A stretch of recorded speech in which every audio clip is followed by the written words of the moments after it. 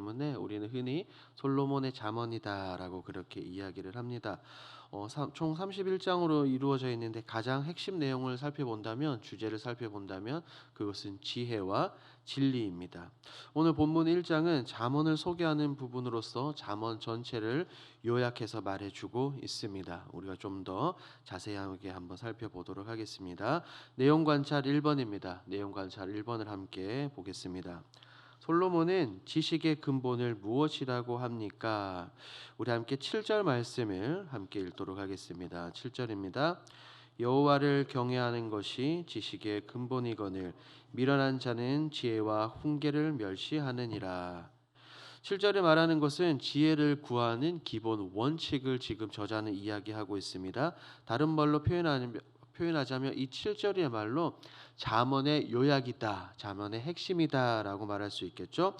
앞으로 계속해서 지혜에 대해서 살펴보겠지만 그 지혜를 얻기 위해서 우리가 그 지혜를 가지기 위해서 여호와를 경외하는 것이 가장 기본 전제인 것을 지금 7절은 우리에게 말해주고 있습니다.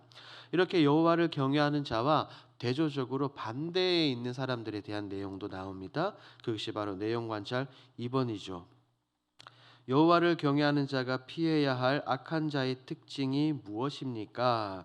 11절 말씀을 우리 함께 읽겠습니다. 11절입니다. 그들이 내게 말하기를 우리와 함께 가자. 우리가 가만히 엎드렸다가 사람의 피를 흘리자.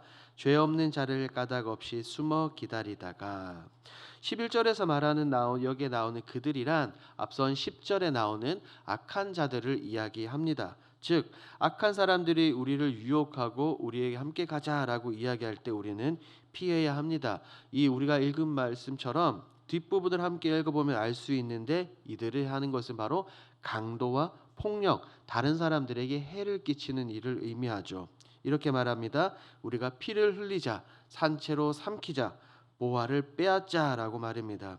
그래서 19절에서 이런 자들에 대해서 이야기하기를 이익을 탐하는 자, 자신의 유익을 탐하는 자라고 이야기하고 있습니다.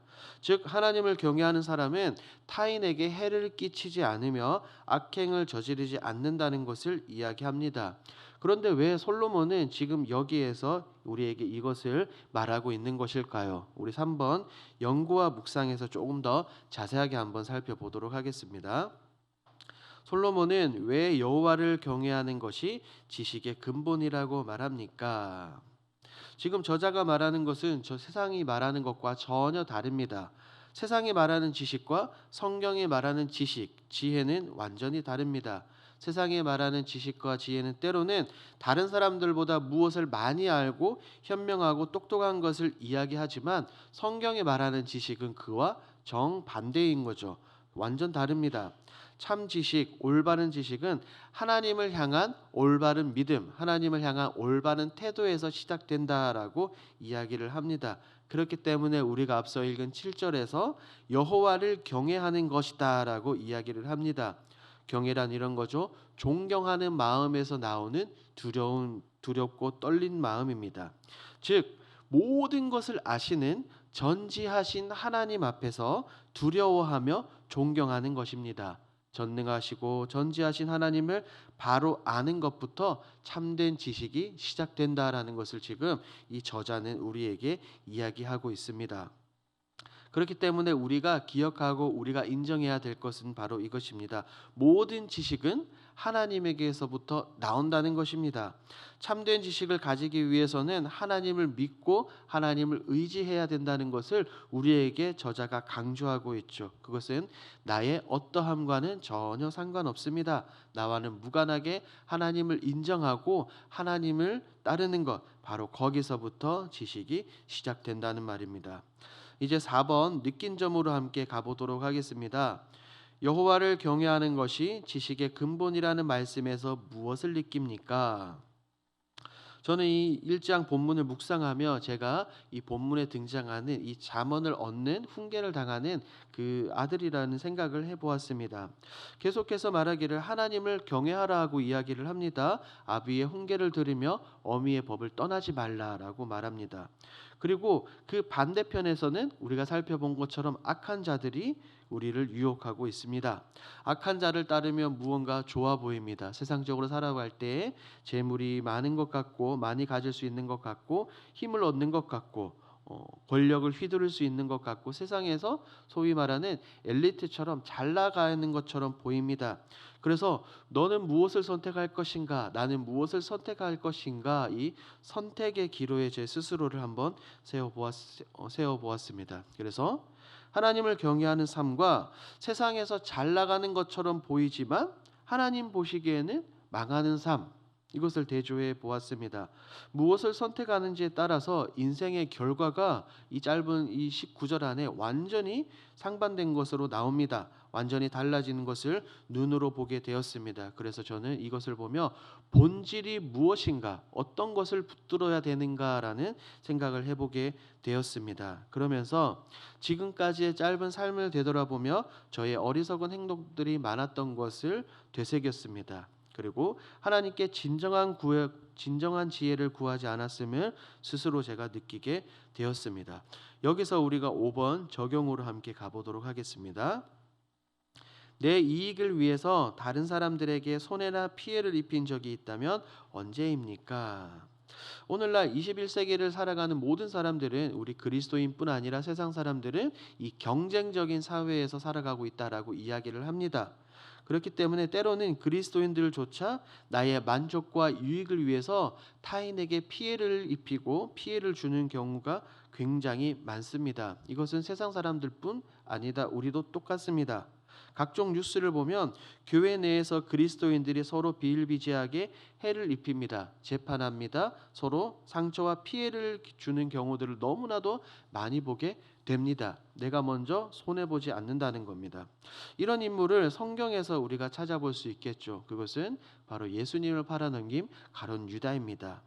마리아가 예수님께 향유를 가져와 그것을 발에 붓고 닦을 때 유다는 그렇게 말하죠. 그것을 왜 예수님께 주냐? 그것을 팔아서 다른 사람에게 주지 않느냐라고 그렇게 말했습니다. 성경은 분명하게 유다에 대해서 그는 도둑이었고 동교에 있는 돈을 훔쳐가는 사람이었다라고 이야기를 하고 있습니다. 결국 유다는 자신의 이익을 위해서 은삼십에 예수님을 넘겨버립니다. 그리고 그의 마지막은 우리가 잘 알고 있듯이 스스로 목숨을 끊죠.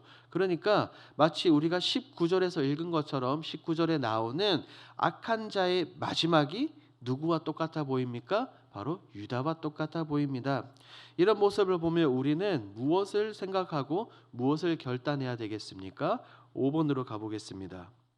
내 유익만 쫓는 악하고 어리석은 삶이 아니라 하나님을 경외하는 지혜로운 제자로 살기 위해 무엇을 결단하겠습니까? 먼저 우리는 자신의 한계를 돌아보면 좋겠습니다. 내가 이 땅을 살아갈 때에 아무리 똑똑하고 지혜롭다 한들 전지하신 하나님보다 앞설 수 없습니다. 전지하신 하나님 앞에서 내 지식, 내 지혜는 아무것도 아니라는 말이죠. 그것을 인정하면 당연하게 지식의 근본이신 하나님을 붙들 수밖에 없어 보입니다. 아니, 붙드는 자리로 가게 됩니다. 내가 많은 것을 경험했기 때문에 지혜로운 것이 아닙니다. 내가 많은 것을 배우고 알기 때문에 지혜로운 것이 아니죠.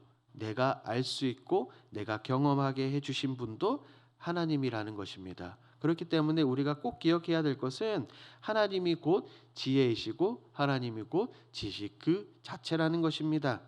그렇기 때문에 성경이 말하는 지혜 있는 자는 어떤 자입니까? 다른 것이 아니라 전지하신 하나님께 붙어 있고 전지하신 하나님으로부터 지혜를 얻는 사람입니다. 그렇기 때문에 성경이 계속해서 하나님을 떠나지 말라, 지혜를 붙들라라고 이야기를 합니다. 그러므로 살아가는 우리 길동의 성도 여러분, 오늘 7절에서 말하고 있는 것처럼 우리가 먼저 하나님을 경외하기를 주님의 이름으로 축복합니다. 하나님을 경외할 때 우리는 결코 말씀에서 떠나지 않게 되는 거죠. 하나님을 경외하며 하나님의 말씀을 떠나지 마십시오. 말씀을 떠나지 않겠다는 것은 무엇입니까? 그것은 곧 매일같이 하루에 한 장씩이라도 말씀을 읽고 묵상하며 그 말씀대로 하루하루를 살아가려고 노력하는 것입니다.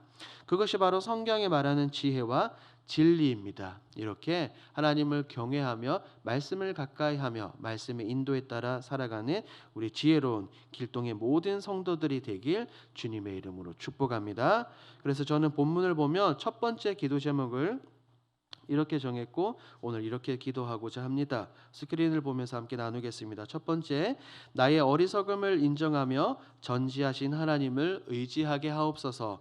여호와를 경외하는 것이 지식의 근본임을 깨닫고 항상 하나님의 마음을 배우게 하소서. 셋째, 지역의 많은 잃어버린 영혼들이 복음을 듣고 하나님께로 돌아오게 하옵소서. 우리 이 기도 제목으로 함께 기도하시고 개인 기도 제목으로 자유롭게 기도하시다가 돌아가도록 하겠습니다. 우리 다 같이 주여 힘차게 부르시고 함께 기도하겠습니다. 주여. 하나님